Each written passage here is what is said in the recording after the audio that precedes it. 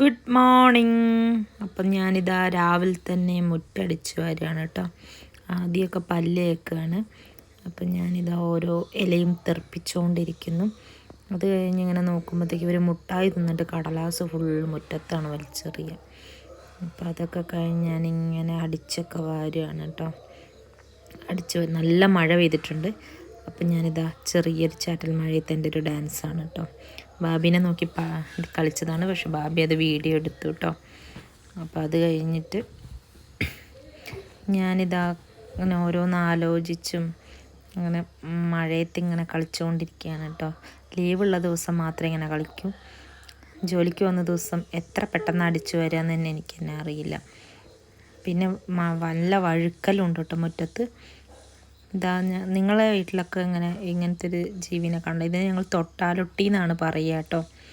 അത് കഴിഞ്ഞ് ഞങ്ങളിതാ ചായ കുടിക്കാൻ പോയിട്ടോ. ചായ ഇതാ ഇഡ്ഡലിയും സാമ്പാറുമാണ് കേട്ടോ ഇന്നത്തെ. അതൊക്കെ കഴിച്ച് ഞങ്ങളിങ്ങനെ കുറച്ച് നേരം ടി വിൻ്റെ മുന്നിൽ ഇങ്ങനെ ഇരിക്കും. സ്നേഹപ്രകടനങ്ങളാണ് കേട്ടോ ഞങ്ങളുടെ. അതിങ്ങനെ ടി വിയൊക്കെ കണ്ടിങ്ങനെ ഇരിക്കും കുറച്ച് നേരം. ഞാൻ എവിടെ ഇരുന്നാലും ഒന്നില്ലെങ്കിൽ ആരെങ്കിലും ഒരാളുണ്ടാവും എൻ്റെ മടിയിൽ. അതെപ്പോഴും ഉള്ളൊരിതാണ്. അത് ഞങ്ങൾ തുഷാരേൻ്റെ വീട്ടിൽ പോയി. അപ്പോൾ ഞങ്ങളുടെ അവിടെ കൊച്ചൊരു മാവേലി ഉണ്ടായിരുന്നു കേട്ടോ.